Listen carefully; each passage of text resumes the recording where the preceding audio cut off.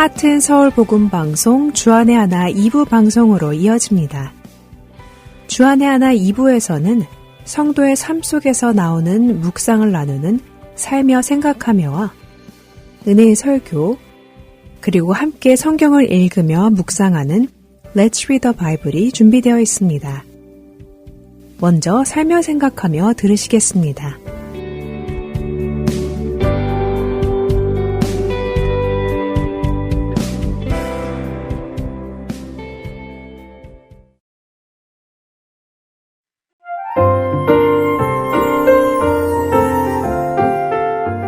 오늘은 테리 박 성도의 이야기입니다.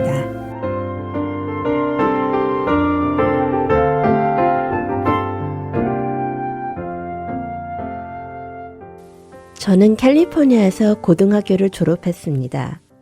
하나님을 믿지 않으셨던 아버지께서는 저의 고등학교 졸업 선물로 미시간에 있는 사촌들을 방문할 수 있는 비행기표를 사줬습니다. 그런데 그곳에 가보니 사촌 오빠가 청년부 목사님으로 섬기고 있었습니다. 그때 저는 오빠 따라 처음으로 교회 예배를 참석하게 되었지요. 캘리포니아로 돌아오기 전날 저는 예수님을 저의 구세주로 영접했습니다. 그리고 사촌 오빠에게 캘리포니아로 돌아가면 꼭 교회를 찾아 매주 예배에 나가겠다고 약속했지요.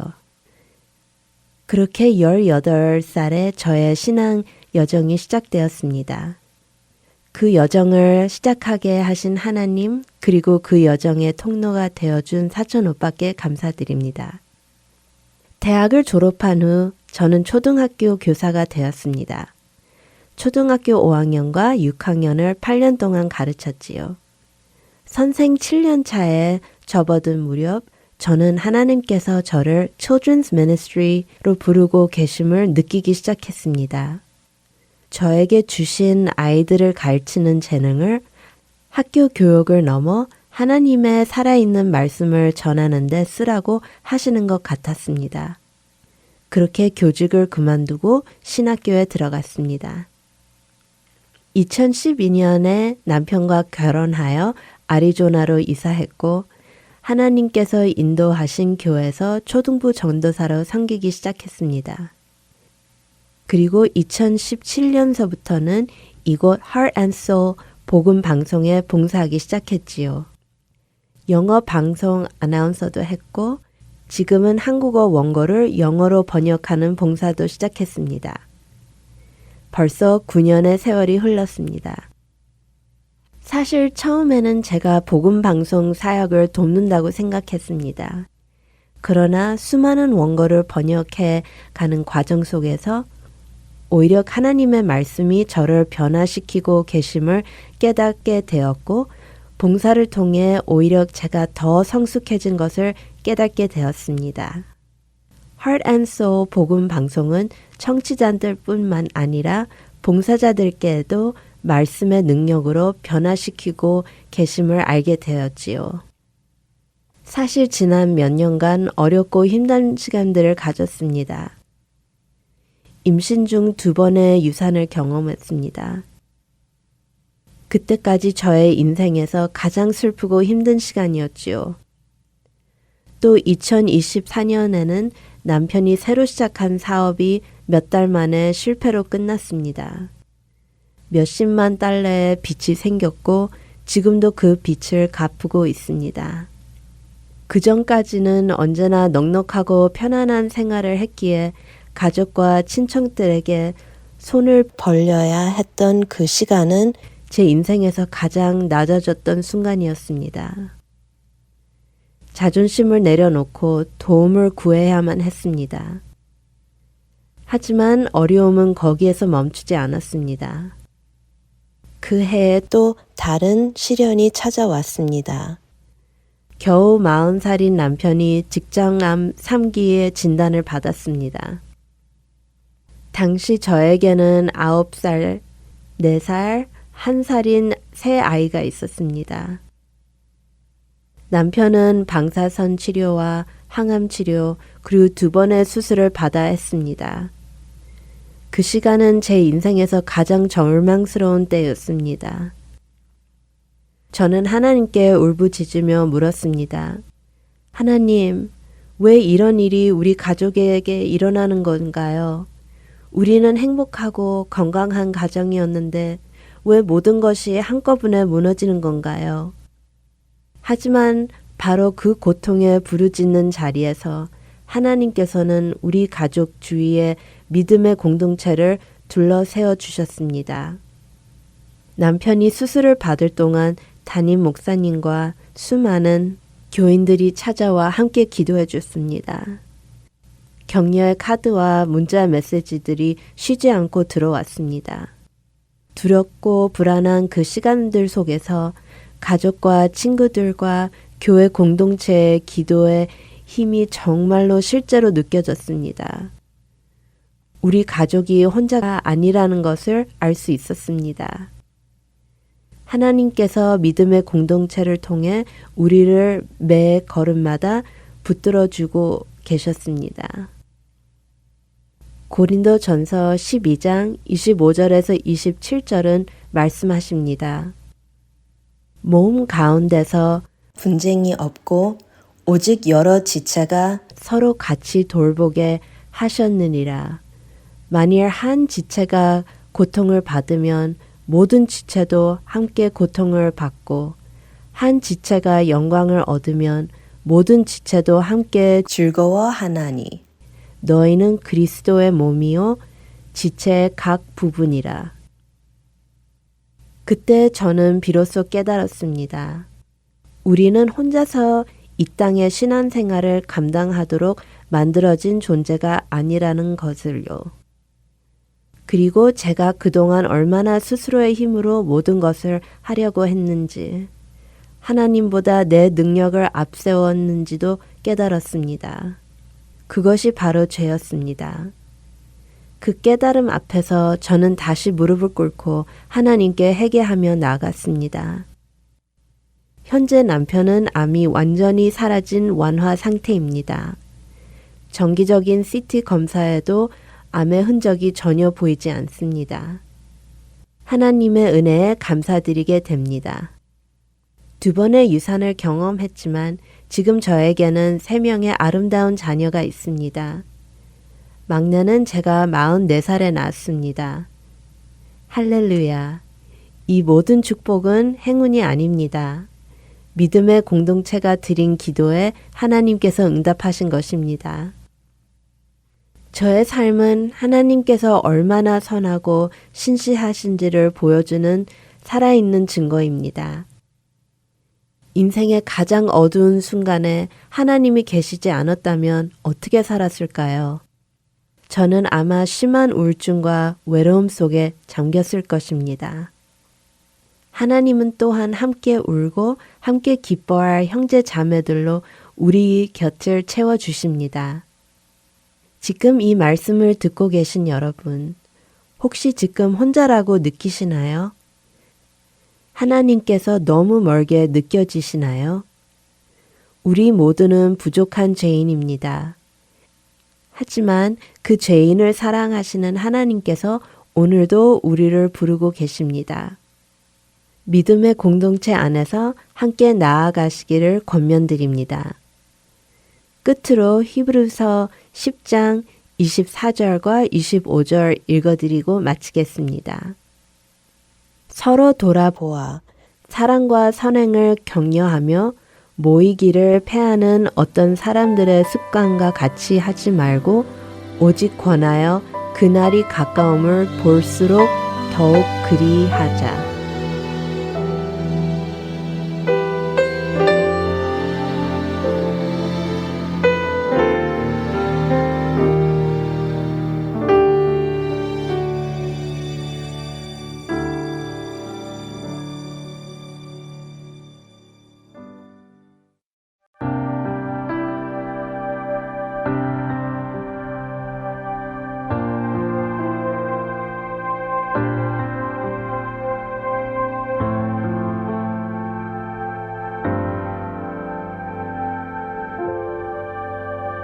내 주의 보혈은 정하고 정하다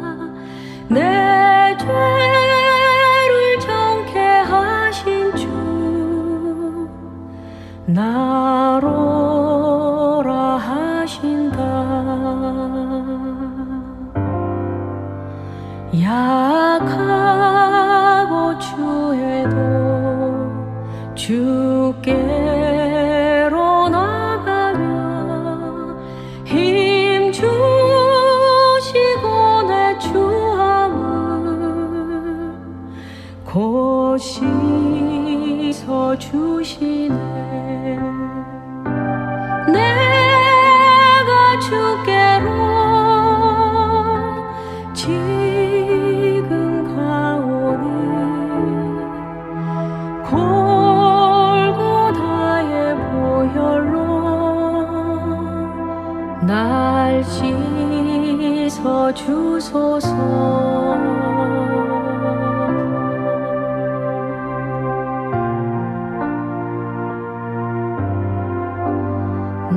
나로라 하심은 온전한 믿음과 또 사랑함과 평안함 다 얻게 함일세.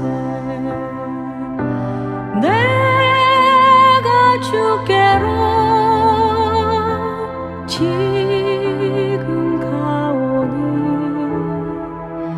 골고다의 보혈로 날 씻어주소서.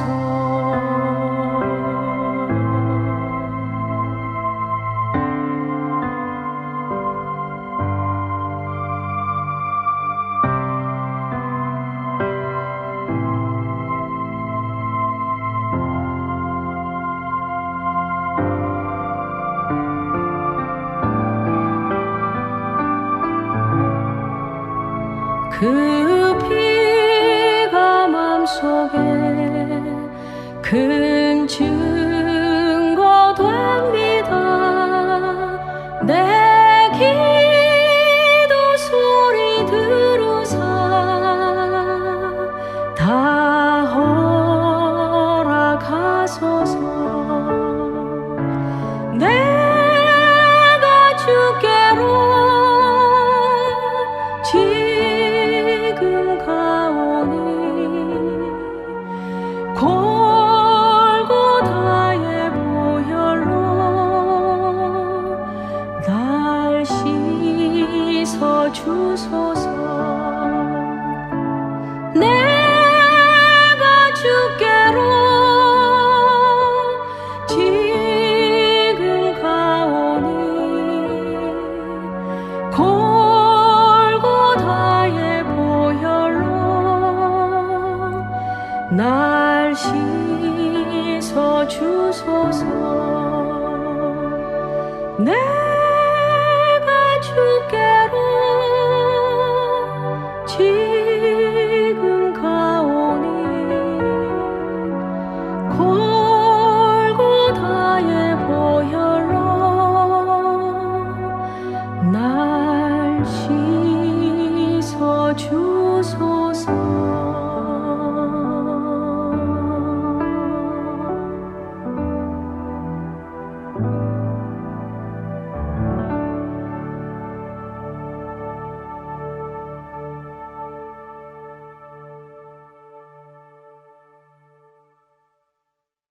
은혜의 설교 말씀 함께 들으시겠습니다. 오늘은 얼바인 디사이플 교회 고현종 목사님께서 고린도전서 11장 2절부터 16절까지의 말씀을 본문으로 남자 그리고 여자라는 주제의 말씀 전해주십니다. 은혜의 시간 되시길 바랍니다.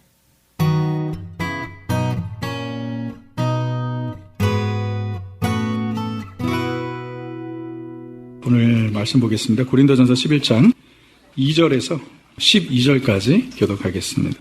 2절을 제가 먼저 읽습니다. 너희가 모든 일에 나를 기억하고 또 내가 너희에게 전하여 준 대로 그 전통을 너희가 지킴으로 너희를 칭찬하노라. 3절.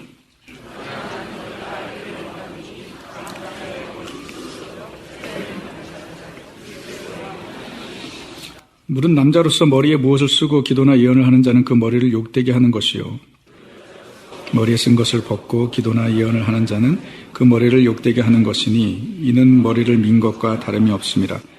만일 여자가 머리를 가리지 않거든 깎을 것이요 만일 깎거나 미는 것이 여자에게 부끄러움이 되거든 가릴지니라. 남자는 하나님의 형상과 영광이니 그 머리를 마땅히 가리지 않거니와 여자는 그 머리의 영광이니라. 남자가 여자에게서 난 것이 아니요 여자가 남자에게서 났으며 또 남자가 여자를 위하여 지음을 받지 아니하고 여자가 남자를 위하여 지음을 받은 것이니 이러므로 여자는 천사들로 말미암아 권세 아래 있는 표를 그 머리 위에 둘지니라. 그러나 주 안에는 남자 없이 여자만 있지 않고 여자 없이 남자만 있지 아니하니라. 함께 있습니다. 남자에게서 난 것 같이 남자도 여자로 말미암아 났음이라. 그리고 모든 것은 하나님에게서 났느니라. 아멘. 고린도전서의 내용은 계속해서 고린도 교회의 문제들을 다루고 있습니다. 그래서 처음 보았던 문제는 고린도 교회 내의 분열이었죠. 그리고 고린도 교회 성도들이 바울에게 여러 가지 그 교회 내의 문제들에 대해서 문의를 했어요. 그 중에 교회 내에 있었던 음행하는 자에 대한 내용, 그리고 우상에게 바쳐진 제물을 먹는 이슈. 그러니까 이게 이제 고린도 교회 내에 있었던 실제적인 그 상황 그리고 문제를 본인들이 해결할 수 없어서 바울에게 질문을 한 것이죠. 멀리 있는 바울에게. 바울이 지금 고린도에 있는 게 아닙니다. 그런 맥락에서 오늘 본문 11장부터 14장까지는 고린도 교회의 또 다른 문제를 다루고 있습니다. 그것은 다름 아닌 예배 때 일어났던 문제들입니다. 크게 세 가지인데요. 첫째는 예배를 드릴 때 여성도들이 머리를 가리지 않는 것. 그게 오늘 나눌 말씀이고, 두 번째는 성찬식을 하는데 가난한 성도들이 소외를 당하는 것. 우리 다음 주에 나눌 거고요. 그 다음에 또 아주 큰 주제인데 예배 때 성도들이 받은 성령의 은사를 남용하는 것. 그 중에 방언과 예언.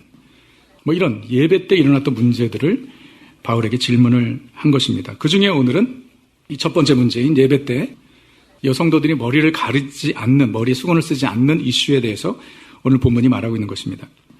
지금 우리는 예배를 드릴 때 우리 여자매님들이 머리를 수건으로 가리지 않습니다. 그렇죠? 근데 아시다시피 그 캐톨릭 성당에서는 미사를 볼 때 자매님들이 미사보를 쓰시죠. 예, 아시죠? 그 하얀 수건을 이렇게 씁니다. 그러나 교회에서는 전혀 요구되지 않죠? 요구되지 않습니다. 그럼 우리는 말씀을 따르지 않는 것인가요? 오늘 본문 13절을 보게 되면 너희는 스스로 판단하라. 여자가 머리를 가리지 않고 하나님께 기도하는 것이 마땅하냐. 머리를 가리라는 거예요? 가리지 말라는 거예요? 너희는 스스로 판단하라. 여자가 머리를 가리지 않고 하나님께 기도하는 것이 마땅하냐? 이 질문이 뭐죠? 마땅하지 않다라는 거 아니에요? 네, 머리를 가리라는 것이죠. 그런 캐톨릭 신자들은 말씀대로 하는 것이고 우리 교회 교인들은 그 말씀을 따르지 않는 것인가? 그러면 이 오늘 본문을 그렇게 적용을 하면 잘못하는 것입니다. 오늘 본문이 우리에게 가르쳐주는 핵심 진리는 여성도가 머리를 가려야 되느냐 말아야 되느냐 그것이 아닙니다. 그것은 겉으로 나는 표면적인 이슈고요. 그것보다 더 본질적인 교훈이 그 가운데 있습니다. 이 말씀을 제대로 이해하기 위해서 가장 중요한 것은 그 당시 관습을 이해해야 하는 것입니다. 먼저 왜 바울이 여성도들에게 예배를 드릴 때 머리를 가리는 것이 마땅하다라고 말한 것인가? 이게 중요합니다.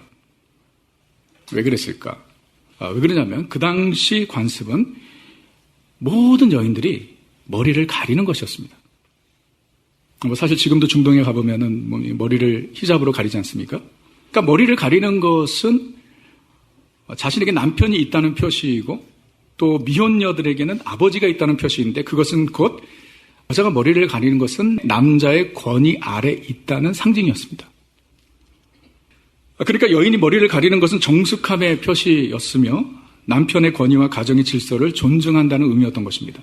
그래서 머리를 가린 거예요. 그런데 그 당시에 여자들 중에서 머리를 가리지 않는 사람들도 있었습니다. 방종한 여인들 또는 신전에서 일하는 창기들은 머리를 가리지 않았습니다. 문제는 고린도 교회 여성도들 중에 예배 때 예배를 드리는데 머리에 쓴 수건을 벗어버리는 자매들이 있었던 거예요. 그게 문제가 된 것입니다. 5절을 보십시오. 물은 여자로서 머리를 쓴 것을 벗고 기도나 예언을 하는 자는 그 머리를 욕되게 하는 것이니 이는 머리를 민 것과 다름이 없습니다. 여기서 먼저 우리 주목할 것은요, 고린도 교회에서는요, 여성도들이, 자매님들이 공예배 때 기도를 하고 심지어 예언도 했다라는 것입니다. 우리에게는 너무나 당연한 것으로 여겨지지만 그 당시 사회적 분위기에서는 이것은 매우 특별한 것이었습니다. 왜냐하면 여자들은 앞에서 발언할 그런 권한이 없었습니다. 유대인들은 해당에서 예배를 드렸죠. 유대인들이 해당에서 예배를 드릴 때 여자가 앞에서 기도를 하거나 예배를 주도하는 일은 거의 없었습니다. 그런데 고린도 교회에서는 여자들이 예배 때 기도나 예언을 했다라는 것입니다. 그것은 예배에 참여했을 뿐만 아니라 때로는 예배를 주도했다라는 거예요. 아주 특별한 상황이었던 것입니다. 그런데 문제는 어떤 성도들이 머리에 쓴 것을 벗고 기도하고 예언을 한 것이에요. 자, 그럼 여기서 질문을 해야 되겠죠. 왜 여성도들이, 어떤 여성도들이 예배를 드릴 때 머리에 수건을 벗었을까? 왜 그랬을까? 자신들이 방종한 여자라는 것을 보여주기 위해서? 그건 당연히 아니죠. 그렇지 않습니다. 다른 의미가 있습니다. 저들이 머리에 쓴 수건을 벗은 것은 이제 더 이상 남자의 권위 아래 있지 않다는 것을 주장하기 위함이었습니다. 즉 남자와 동등하다는 것을 보여주기 위함이었어요.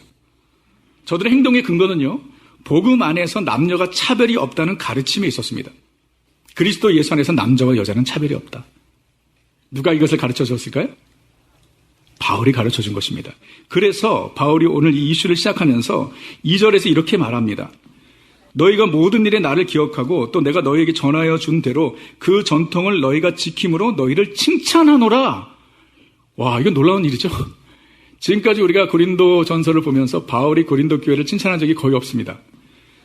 기억하세요? 바울이 고린도 교회를 칭찬한 적 거의 없어요. 그런데 오늘 이 본문에서는 바울이 칭찬을 하는데 무엇을 칭찬을 하냐면 내가 너에게 전하여 준 대로 그 전통을 너희가 지켰다.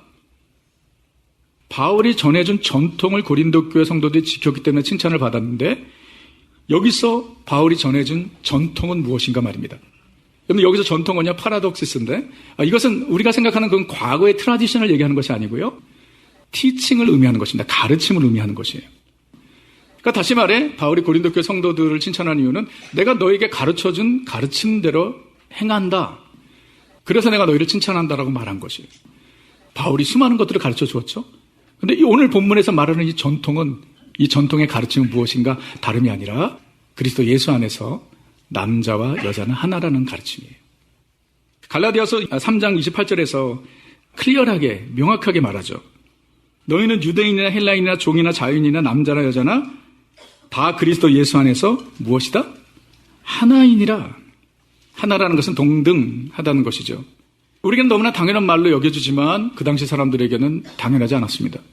아니 유대인과 이방인이 하나라? 동등하다? 종과 주인이 동등하다? 더 나아가 남자와 여자가 하나다? 동등하다? 이것은 그 당시 사회적인 간섭상 받아들이기 매우 힘든 일이었습니다. 여자가 남자와 같다고? 와, 이거 받아들이기 어려운 일이었어요. 왜냐하면 아시다시피 그 당시에는 여인들은요, 인권이 전혀 없었기 때문입니다. 권리가 없었습니다. 아내들은요, 결혼한 여자는 남편의 소유물이었고, 그리고 여러분 우리 성경을 봐도, 우리 신약 성경을 봐도 숫자를 카운트할 때 여자들은 카운트 자체도 하지 않았어요. 그래서 예수님께서 오병이의 기적을 행하시고 5,000명을 먹이셨는데 그 수는 남자의 수만이죠. 여자들은요, 수에 들어가지도 않았습니다. 그 유대인들 남자들은요, 아침마다 하나님 앞에 감사의 기도를 드렸는데 3가지를 감사했다고 합니다. 첫째는 이방인으로 태어나지 않은 것에 대한 감사, 두 번째는 종으로 태어나지 않은 것에 대한 감사, 세 번째는 뭘까요? 여자로 태어나지. 우리 형제님들 이렇게 감사하시고 주님을 축원합니다. 그랬던 사회적 분위기에서 여러분 남자와 여자가 하나라는 것은 교회에서만 가르치는 가르침이죠. 복음 안에서 그리스도 예수 안에서 남자와 여자가 하나? 고린도 교회 성도들이 그 가르침을 잘 따랐던 것입니다. 우리가 알다시피 초대교회 때부터 여성들의 역할이 아주 컸습니다. 예수님을 따르는 제자들 중에서 자매들이 많았죠. 예수님의 장례를 준비하기 위해서 예수님의 발에 옥합을 깨뜨린 사람은 마리아였죠. 예수님께서 골고다 언덕을 올라가실 때, 십자가 지시고 올라가실 때 그 옆에서 가슴을 치며 울며 통곡했던 사람들은 예수님의 12 제자들이 아니라 여인들이었습니다. 부활하신 예수님을 가장 목격한 사람들은 여자들이었습니다. 바울도 사역할 때 주변에 많은 여사역자들이 있었습니다. 브리스길라, 루디아, 베베 등등. 바울은 고린도 교회 성도들이 그리스도 예수 안에서 남자와 여자가 하나라는 것을 가르쳤고, 저들은 그 가르침을 잘 따랐던 것입니다. 그래서 아마 이 예배 시간에 여자들이, 자매들이 기도도 하고 또 은사를 활용할 수 있는 방언도 하고 예언도 하도록 허용했는지 모릅니다. 그 말씀을 잘 지켰기 때문이에요. 근데 문제는 어떤 여성도들이 예배를 드릴 때 머리에 수건을 쓴 것을 걷어버린 것입니다. 아까도 말씀드렸지만 그것은 귀찮아서, 번거로워서가 아닙니다. 이제 더 이상 남자의 권위 아래 있지 않다는 것을 보여주기 위했던 것이죠. 그러니까 저들은 바울의 가르침을 잘못 적용한 것이에요. 그래서 바울은 저들에게 하나님께서 정하신 남자와 여자의 창조적 질서에 대해서 다시 가르쳐야 했던 것입니다. 남자와 여자가 하나다. 그러나 하나님의 창조적 질서가 있다는 것을 말하는 것인데 그게 3절입니다. 그러나 나는 너희가 알기를 원하노니 각 남자의 머리는 그리스도요, 여자의 머리는 남자요, 그리스도의 머리는 하나님이시라. 자, 머리, 헤드. 몸 전체를 다스리고 주관하는 지체이므로 권위, 어토리티를 의미하는 것입니다. 머리는 권위를 얘기하는 것이죠. 그리스도가 남자의 머리라는 것은 그리스도가 남자뿐 아니라 모든 사람의 주관자, 권위자가 된다라는 것입니다. 그러므로 모두는 예수 그리스도께 복종해야 하는 것입니다. 같은 맥락에서 여자의 머리는 남자라는 것입니다. 이 말씀을 불편해하는 사람들이 되게 많습니다. 여자의 머리는 남자다, 이게 불편하다면 이 말씀을 오해하고 있기 때문입니다. 잘못 이해하고 계신 거예요. 여자의 머리가 남자라는 것은 남자가 여자보다 우월하다는 것이 아닙니다. 즉 높고 낮음의 수직적인 관계를 의미하는 것이 아니에요. 그렇게 생각하면 받아들이기 힘들죠. 우리가 그렇게 말할 수 있는 이유는요, 보세요. 3절에서 남자의 머리는 그리스도요, 여자의 머리는 남자요, 거기서 끝나지 않습니다. 3절 다시 보여주세요. 이 마지막 부분이 중요한데, 그리스도의 머리는 누구시오? 남자의 머리가 그리스도, 여자의 머리가 남자, 그리스도의 머리가 하나님. 이 같은 논리로 이어가고 있는데 그리스도의 머리가 하나님이시라는 것이 상당히 중요합니다. 이것은요, 예수 그리스도가 성부 하나님보다 열등하다는 의미가 아닙니다. 높낮이를 말씀하시는 것이 아닙니다. 우월하거나 열등한 관계를 이야기하는 것이 아니라 동등한 관계를 말하는 것입니다. 성부, 성자, 성령 하나님은 본질과 영광과 능력에 있어서 완전히 동일하신 하나님이십니다. 아멘?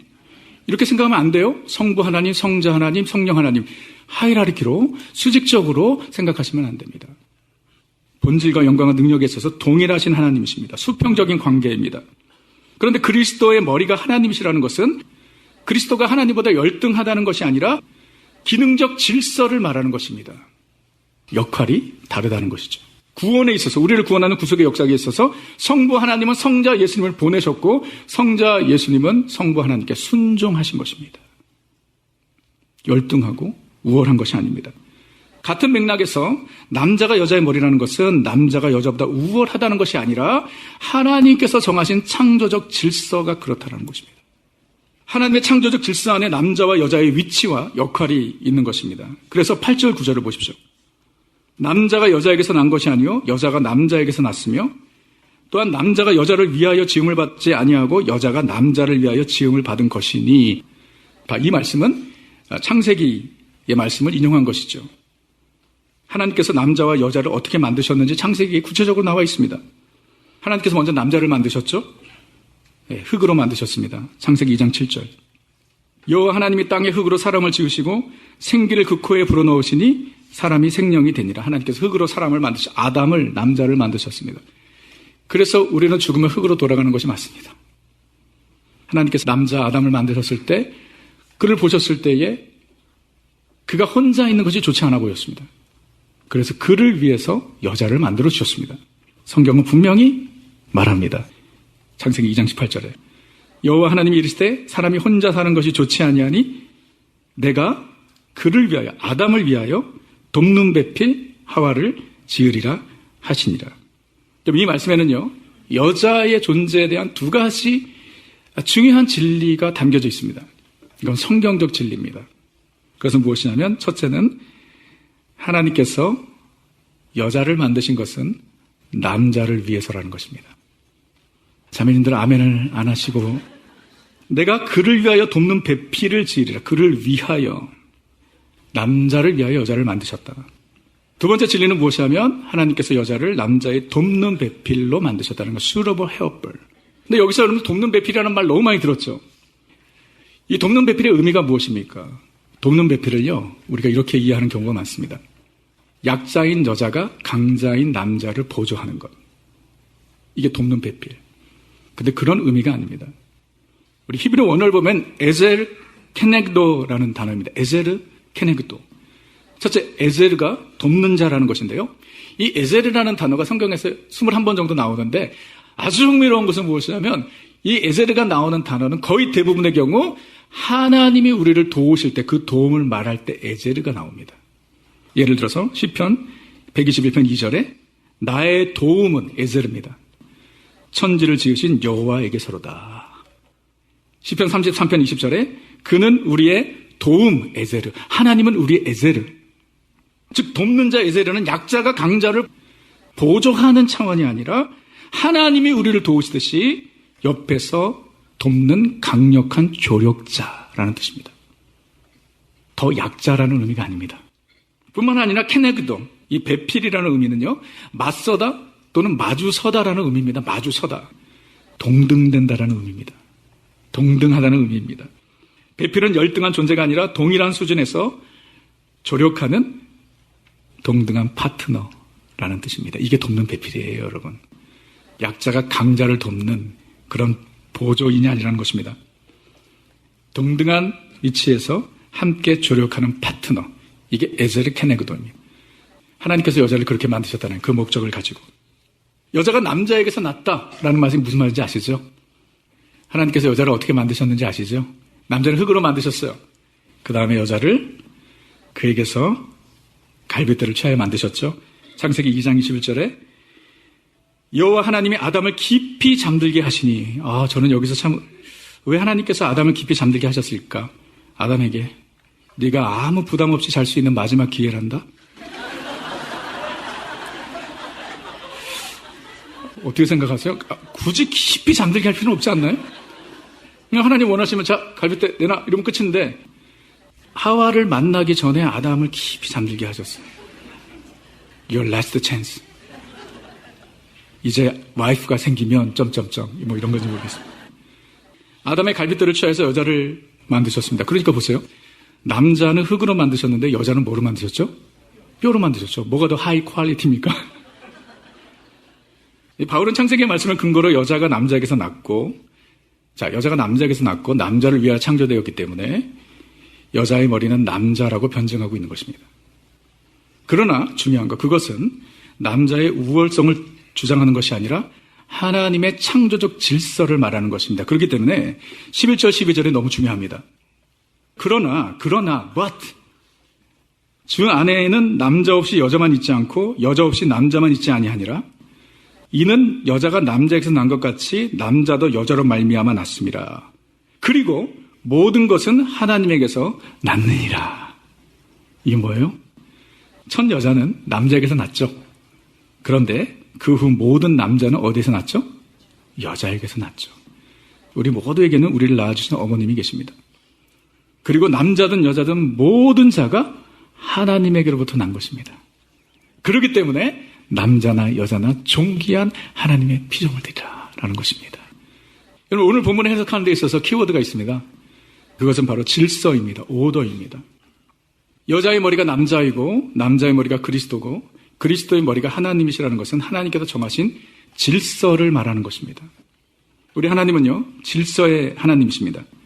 고린도전서 14장 33절에 하나님은 무질서의 하나님이 아니시다. 하나님은 질서의 하나님이시라는 거죠. 하나님께서 천지를 창조하신 것은 혼돈, 케이오스에서 코스모스, 질서를 정하신 것입니다. 하나님은 빛과 어둠을 구분하셨고 위와 아래를 나누셨고 땅과 바다를 나누셨고 그리고 짐승들을 그 종류대로 질서 있게 창조하셨습니다. 이 우주는 우연의 산물이 아니라 하나님의 질서에 있는 창조의 결과인 것이고 남자가 여자의 머리인 것은 하나님의 창조적 질서 안에 속한 진리인 것입니다. 하나님께서 그렇게 하신 거예요. 그런데 이 시대를 살아가는 우리에게 있어서 정말 우리가 be alert, 깨어있어야 하는 것은 사탄의 교묘한 역사입니다. 그것이 무엇이냐면 사탄은요, 하나님께서 세우신 질서를 무너뜨리고 해체하려고 합니다. Deconstructionism. 사탄의 역사입니다. 특별히 이 21세기 포스트 모던 시대를 살아가는 우리에게 있어서 특별히 사탄은요, 하나님께서 세우신 가정의 질서, 성별의 질서, 그리고 남녀의 질서를 해체하려고 합니다. 우리가 요즘 피부로 느끼고 있는 거예요. 마귀의 공격입니다. 가정은요, 하나님께서 세우신 거룩한 제도입니다. 창세기 2장 24절에 이러므로 남자가 부모를 떠나 그의 아내와 합하여 둘이 한 몸을 이룰지니라. 이게 첫 번째 가정이죠. 하나님께서 세우신 거예요. 그런데 아시다시피 이 시대는 점점 더 가정에 대해 소극적입니다. 경제 구조의 변화, 또 개인주의 강화와 같은 사회적인 요소가 있지만 그 이면에는 이 가정의 질서를 해치려는 이 마귀의 공격이 있는 것은 아닐까요? 뿐만 아니라 너무나 심각한 것은 성별의 질서의 해체입니다. 성별. 이 성별 해체주의는요, 성을 남성과 여성으로 구분하는 것은 전통적인 권위주의적인 구조의 산물이다라고 말하면서 성은 생리적 출생으로, 생리적 바이올로지컬 버스로 정해지는 것이 아니라 각자가 원하는 젠더로 정해지는 것이다. 이 젠더 이데올로기죠. 그래서 성은 남성과 여성만 있는 것이 아니라 X성이 있다는 것입니다. 여러분, 캘리포니아에 이 공식적으로 여러분들 어디를 어플라이를 하거나 이 다큐멘트를 쓰라고 할 때 이 성을 마크해야 되지 않습니까? 거기서 MF만 있는 것은 아니죠. 여러분 보시면 아시지만 X가 있습니다. 이 X는요, 자기가 원하는 젠더를 얘기하는 것입니다. 원하는 대로 만들 수 있습니다. LGBTQ 커뮤니티에서 이 젠더를 리스팅 했는데 제가 마지막 찾아보니까 이 젠더가 몇 개가 있냐면 73개가 있습니다. 73 genders. 그리고 거기서 끝나지 않습니다. 더 많은 것들이 만들어집니다. 공립학교 및 공공기관에는 학생이나 개인이 자기가 선택한 젠더 정체성에 따라서 화장실을 비롯한 공공장소를 이용할 수 있고 그리고 자신의 호칭을 정할 수 있게 된 것입니다. 거기는 숫자 제한이 없습니다. 여러분, 이거 정상이라고 생각하세요? 특히 우리 자녀들이 이런 상황 가운데 놓여져 있다는 게 너무 안타까운 일입니다. 하나님의 창조 질서를 정면으로 도전하는 거죠. 질서. 사탄의 역사입니다. 하나님은 남자와 여자를 창조하셨습니다. 창세기 1장 27절 보세요. 하나님이 자기 형상 곧 하나님의 형상대로 사람을 창조하실 때 남자와 여자를 창조하시고 MF. 그러면 이 X는 누가 만든 거예요? 도대체 어디서 온 겁니까? 그래서 성경에서는 동성애 인간의 타락의 극치라고 분명히 밝히고 있습니다. 하나님께서 아브라함의 시대 소돔과 고모라를 불로 멸하셨죠. 저들은 돌이킬 수 없는 정말 타락한 도시였습니다. 그 죄의 극치가 무엇이죠? 동성애였습니다. 천사들이 남자의 몸을 입고 이 롯의 집에 갔을 때 그 동네 남자들이 다 모였어요. 그들과 관계하기 위해서. 죄의 극치였죠. 로마서 1장에서 바울은 하나님을 떠난 인간의 타락을 말하면서 동성애를 지적합니다. 여러분, 2000년 전의 일인데요. 여러분 보세요. 매우 노골적입니다. 이 때문에 하나님께서 그들을 부끄러운 욕심에 내버려 두셨으니 곧 그들의 여자들도 순리대로 쓸 것을 바꿔 영리로 쓰며 그와 같이 남자들로 순리대로 여자 쓰기를 버리고 서로 향하여 음욕이 부릴 듯하매 남자가 남자와 더불어 부끄러운 일을 행하여 그들의 그릇 때문에 상당한 보응을 그들 자신이 받았느니라. 지금 21세기 얘기가 아닙니다. 이 로마 시대, 타락한 로마 시대를 이야기하는 가장 대표적인 죄가 바로 동성애였던 것입니다. 그럼 어떻게 성경을 믿는다고 하면서 젠더 이데올로기를 주장할 수 있나요? 그건 말이 안 됩니다. 성경을 하나님의 말씀으로 믿지 않는 것입니다. 여러분, 젠더 이데올로기와 더불어 하나님께서 세우신 질서를 파괴하려는 이 시대의 사탄의 역사는 극단적 페미니즘입니다. 우리 자매님들 정신을 바짝 차리셔야 합니다. 남녀 평등을 주장하는 것 같지만 그 이면에는 하나님께서 세우신 남녀의 질서를 무너뜨리려는 공격이 있는 것입니다. 한번 생각해 보세요. 기독교야말로 남녀 평등을 가르치고 여성 인권을 주장하는 것이 아닌가요? 복음이 들어가는 곳마다 그런 변화가 있지 않았나요? 아니, 우리나라를 생각해 보세요. 유교에 쩌들려 있던 우리나라. 여성의 인권이라는 것이 없었습니다. 남존여비. 남자는 존귀하고 여자는 비천하다. 남자는 하늘, 여자는 알면서 왜 대답 안 하세요? 그게 우리나라의 유교적 사상에 젖어 있던. 여성의 인권이 어디 있었습니까? 교육이 어디 있었나요? 그런 나라의 선교사님들이 오셔서 하신 일은 뭐죠? 여성들을 교육하기 시작했습니다. 그래서 19세기 말 20세기 초에 선교사님들이 여성들을 위한 학교를 세운 거예요. 대표적으로 이화학당, 그게 이화여대가 되죠. 정신여학교, 배화학당 등등 여자들이 공부를 하는 것, 교육을 받는 것은 있을 수 없는 일이었는데 그렇게 교육을 하면서 여성 개화 운동이 시작됐죠. 그러니까 기독교가 들어오면서 그런 변화가 있었던 것입니다. 선교사님들 일부 다처적 관행을 금했고 여성의 인격적 존엄을 가르쳤습니다. 그리고 교회 안에서 여성도들의 지도력을 강화했습니다. 그래서 아시다시피 한국교회 부흥의 원동력에는 우리 자매님들, 여성도들의 헌신이 아주 크게 기여했다는 것을 우리는 알고 있습니다.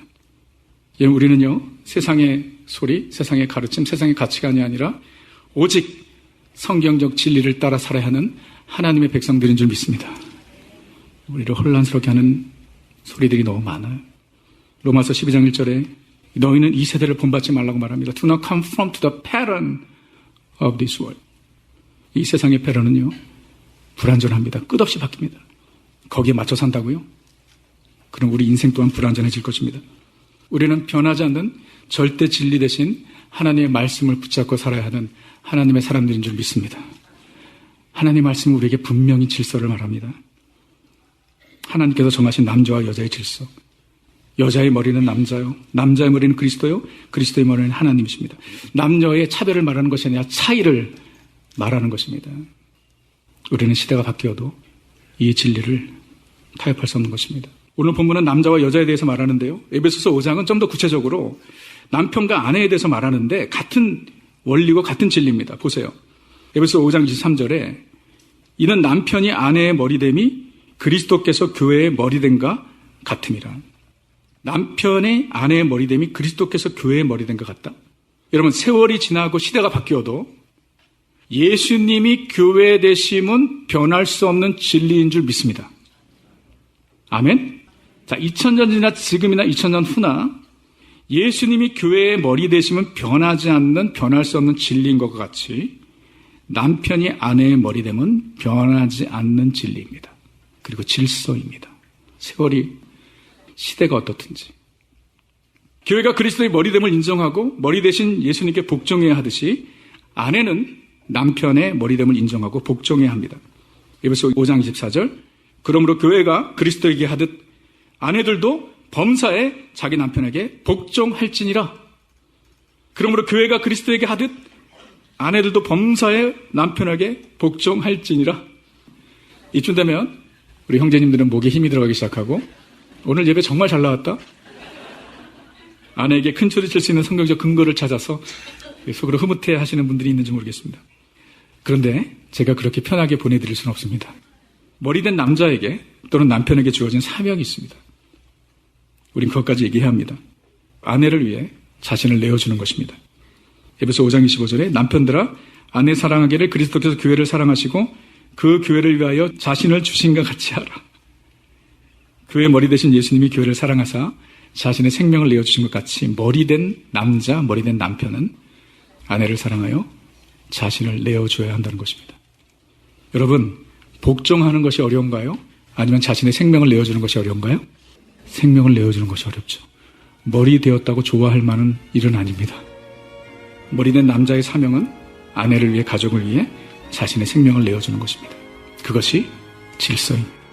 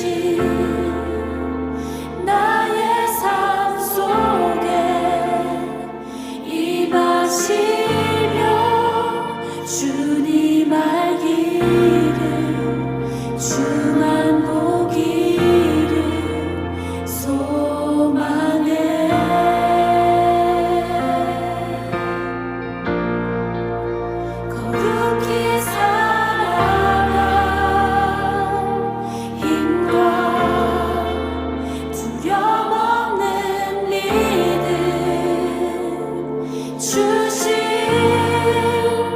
나의 하나님 완전한 사랑 찬양해.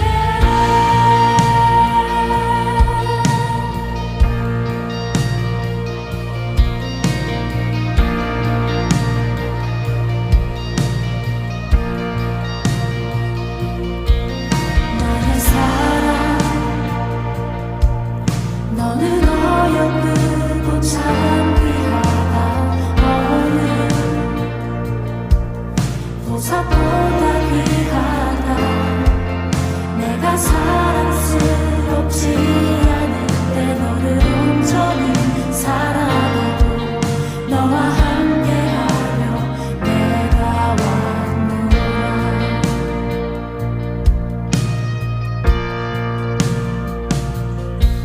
주의 사랑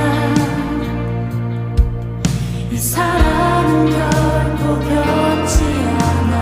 모든 계절 돌보시네.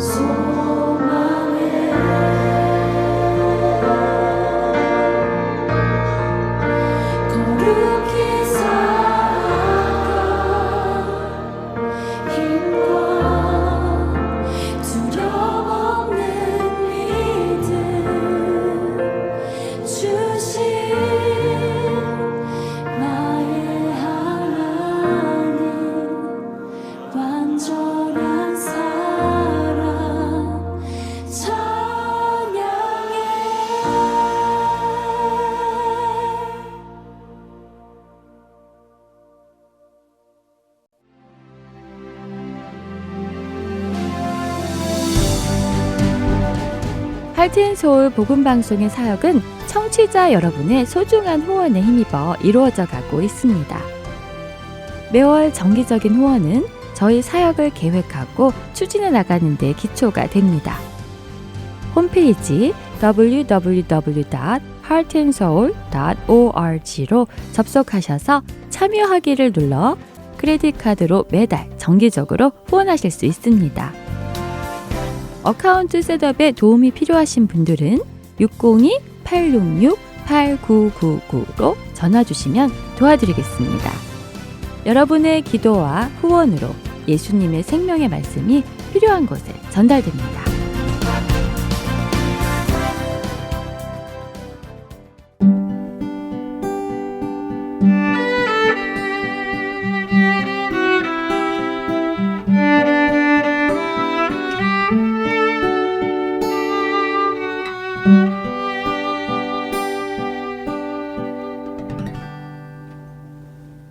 이어서 Let's Read the Bible 함께 들으시겠습니다.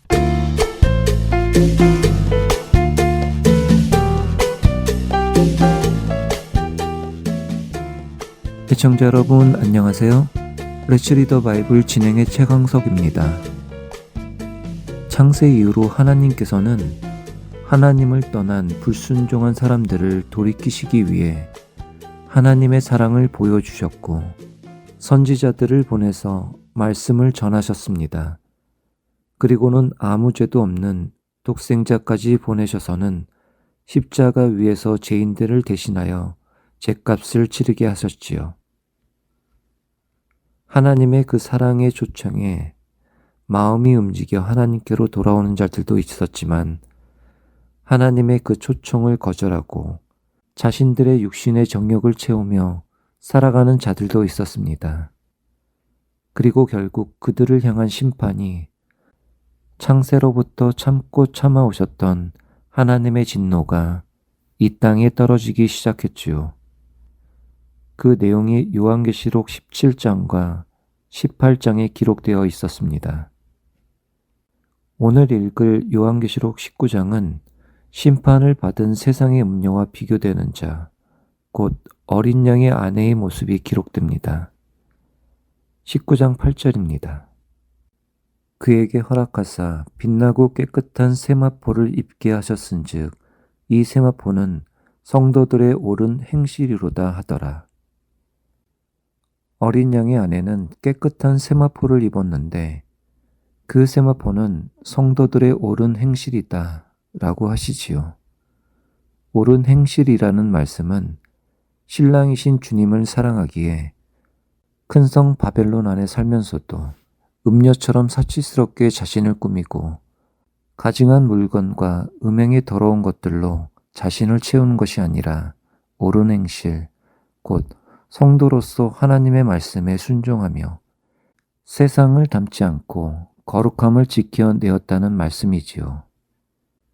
요한계시록은 음녀와 어린 양의 아내 둘을 비교해 줍니다. 그리고 성경을 읽는 모든 자들에게 어떤 삶을 살 것인지 선택할지 생각해 보도록 하십니다. 첫사람 아담과 하와는 에덴 동산에서 생명나무와 먹으면 죽는 사막나무 사이에서 선택할 수 있었습니다.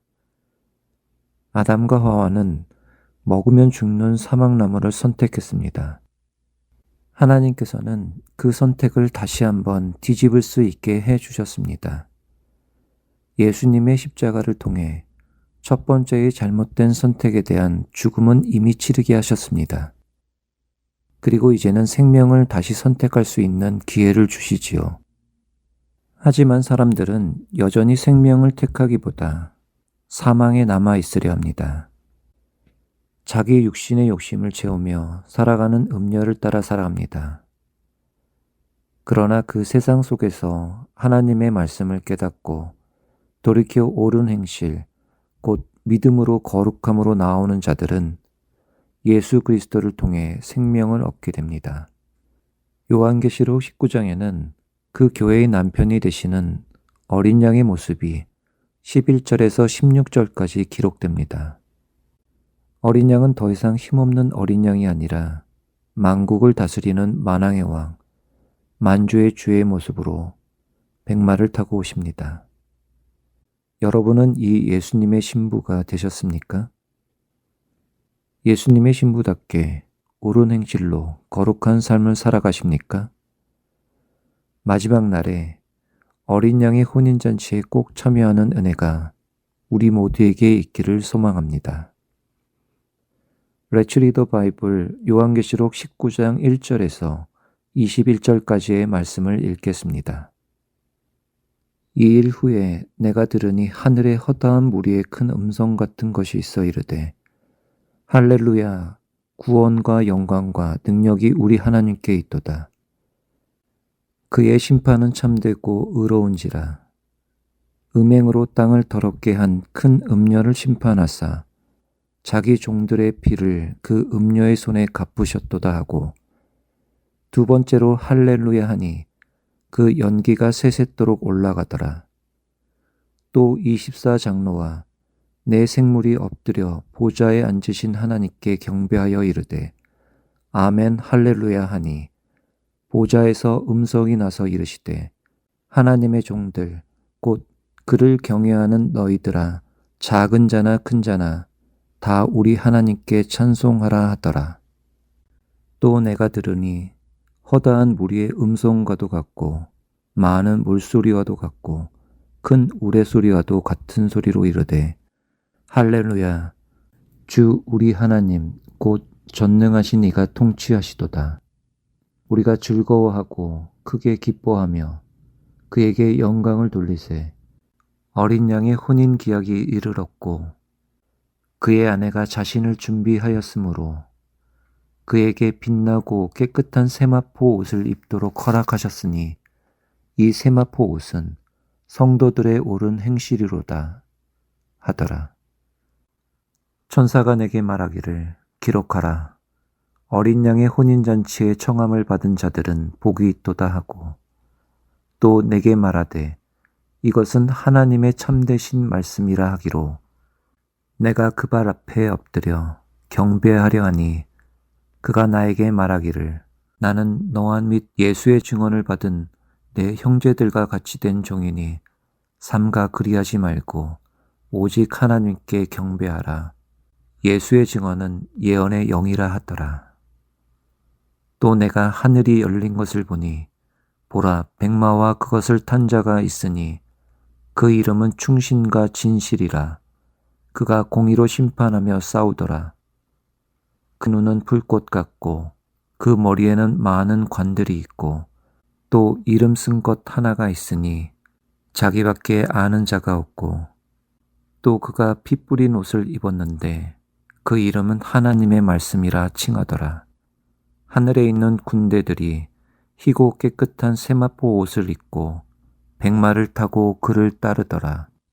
그의 입에서 예리한 검이 나오니 그것으로 만국을 치겠고 친히 그들을 철장으로 다스리며 또 친히 하나님 곧 전능하신 이의 맹렬한 진노의 포도주 틀을 발겠고 그 옷과 그 다리에 이름을 쓴 것이 있으니 만왕의 왕이요 만주의 주라 하였더라. 또 내가 보니 한 천사가 태양 안에 서서 공중에 나는 모든 새를 향하여 큰 음성으로 외쳐 이르되 와서 하나님의 큰 잔치에 모여 왕들의 살과 장군들의 살과 장사들의 살과 말들과 그것을 탄 자들의 살과 자유인들이나 종들이나 작은 자나 큰 자나 모든 자의 살을 먹으라 하더라. 또 내가 보매 그 짐승과 땅의 임금들과 그들의 군대들이 모여 그 말탄 자와 그의 군대와 더불어 전쟁을 일으키다가 짐승이 잡히고 그 앞에서 표적을 행하던 거짓 선지자도 함께 잡혔으니 이는 짐승의 표를 받고 그의 우상에게 경배하던 자들을 표적으로 미혹하던 자라. 이 둘이 산채로 유황불 붙는 못에 던져지고 그 나머지는 말탄 자의 입으로부터 나오는 검의 죽음에 모든 새가 그들의 살로 배불리더라. Let's read the Bible. 오늘은 요한계시록 19장 1절에서 21절까지의 말씀을 읽었습니다.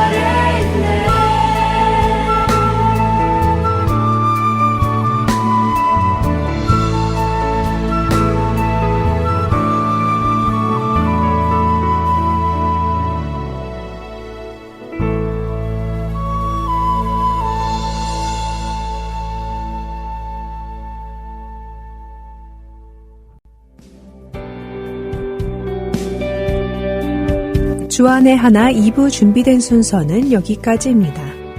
계속해서 주안의 하나 3부로 이어집니다. 주님의 말씀을 더 알아가는 시간 되시길 소망합니다. 안녕히 계세요.